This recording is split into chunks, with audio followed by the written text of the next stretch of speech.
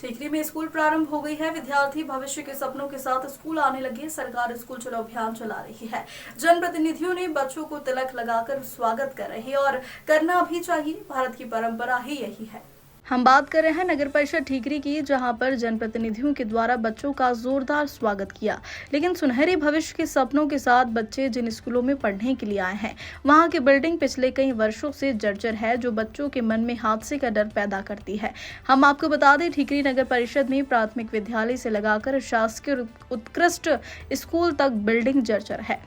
ठीकरी नगर परिषद की सबसे बड़ी स्कूल शासकीय बालक उत्कृष्ट माध्यमिक विद्यालय ठीकरी में भी लगभग 13 कमरे पिछले कई वर्षों से जर्जर है। यहाँ कई जनप्रतिनिधि आए हैं और आश्वासन भर देकर चले गए, लेकिन बिल्डिंग आज भी जर्जर खड़ी है, जो बड़े हादसे को न्योता दे रही।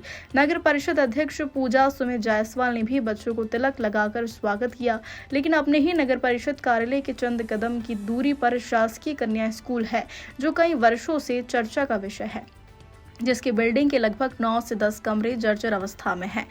लगभग 250 विद्यार्थी पढ़ते हैं, जहां मजबूरी में बच्चों को 2 शिफ्ट में पढ़ाना पड़ता है क्योंकि कमरे कम हैं और विद्यार्थी ज़्यादा। यहां तक कि इस नगर में एक एसी प्राथमिक स्कूल है, जिसका नाम शासकीय कन्या प्राथमिक विद्यालय पीपरी है, जिसकी बिल्डिंग तो जर्जर है, लेकिन इस स्कूल में बच्चों के लिए बाथरूम तक की व्यवस्था नहीं है। अब बच्चों को बाथरूम खुले में ही जाना पड़ता है या फिर अपने अपने घर पर इंटरवल के दौरान जाना पड़ता है। लेकिन सरकार हर घर शौचालय देने की बात कर रही है, लेकिन यहाँ बच्चों को स्कूल में शौचालय की व्यवस्था तक नहीं है। वही इस बारे में जब हमारे प्रतिनिधि ने अध्यक्ष प्रतिनिधि सुमित जायसवाल से बात करनी चाहिए तो कभी राजपुर तो कभी बड़वानी होने की बात कही, लेकिन जवाब देना सही नहीं समझा। बड़वानी से सुरेंद्र वर्मा की रिपोर्ट। क्या नाम है आपका? श्रीमती लक्ष्मी राठौर। किस पद पर पदस्थ हैं? शासकीय कन्या माध्यमिक विद्यालय ठीकरी में शाला प्रभारी हूँ। मैं यहाँ पर जर्जर भवन है, क्या कहेंगे? यहाँ पर ये जर्जर 10 कमरे हैं, जिसमें से 9 कमरे जर्जर घोषित हो गए और ये 2 साल पहले ही हो गए थे। लेकिन अभी तक तो इन लोगों को इनको कभी तोड़ा नहीं गया और नहीं। ये हमने पूरे जिले के अधिकारियों को भी इससे अवगत करा दिया गया था, लेकिन अभी तक कोई कार्यवाही नहीं हुई इस पर। पूर्व में भी कोई हादसा हुआ था जिसको लेकर जिले की चर्चा हुई? हाँ, जब ये पंचायत चुनाव थे तो यहाँ प्रशिक्षण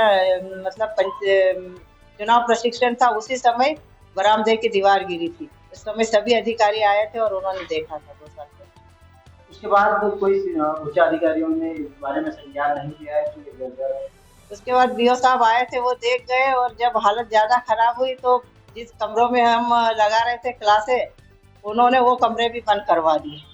लेकिन बारिश में भी बड़ी दिक्कतों का सामना करना पड़ता है। हाँ, बारिश में तो यहाँ पानी की निकासी ही नहीं है।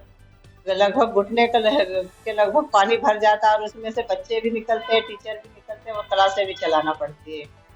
मतलब इस बारे में अभी आपने कहीं और भी अधिकारियों को अवगत कराया?